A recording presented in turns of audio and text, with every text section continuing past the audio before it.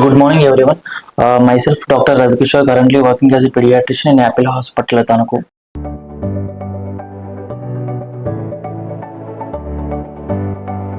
ఈ మధ్య కాలంలో ఎక్కువగా పిల్లలు కోల్డ్, కాఫ్, జ్వరంతో ఎక్కువగా ప్రెజెంట్ అవుతున్నారు. ప్రాబబుల్లీ డ్యూ టు ద రీసెంట్గా వచ్చిన క్లైమేటిక్ చేంజెస్ వల్ల వచ్చిన వైరల్ ఇన్ఫెక్షన్స్ అవుతాయి. సో ఇప్పుడు మనం మాట్లాడుకోవాల్సింది ఈ వైరల్ ఇన్ఫెక్షన్స్ ఎట్లా ప్రివెంట్ చేయాలి అనేది.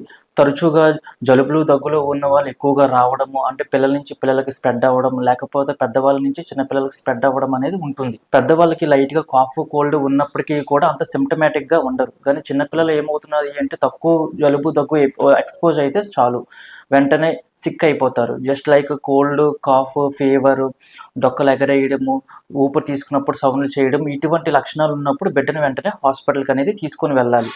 సో ఇటువంటి లక్షణాలు వచ్చినప్పుడు పిల్లలకి ఎటువంటి జాగ్రత్తలు తీసుకోవాలనేది మనం ఈరోజు వీడియోలో మాట్లాడుకోవచ్చు. చుట్టుపక్కల దగ్గు, జలుబు ఉన్న వాళ్ళు అవాయిడ్ చేయాలి. ఒకవేళ రావాలి అనుకుంటే హ్యాండ్స్ అండ్ వాష్ చేసుకొని మాస్క్ పెట్టుకొని రావాలి. రెండోది, పిల్లల్ని ఎర్లీ మార్నింగ్ కానీ లేట్ నైట్స్లోనే తిప్పకూడదు. కోల్డ్ ఐటమ్స్ అంటే కూలింగ్ వాటర్ కానీ ఐస్ క్రీమ్స్ కానీ అవాయిడ్ చేయాలి. నెక్స్ట్, ఫ్లూ టీకా అనేది రెగ్యులర్గా అంటే యాన్యువల్గా ఎవ్రీ ఇయర్లీ వన్స్ అనేది వేసుకోవాలి.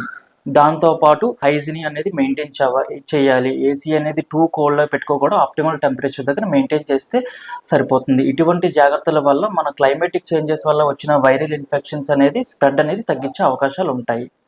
Thank you.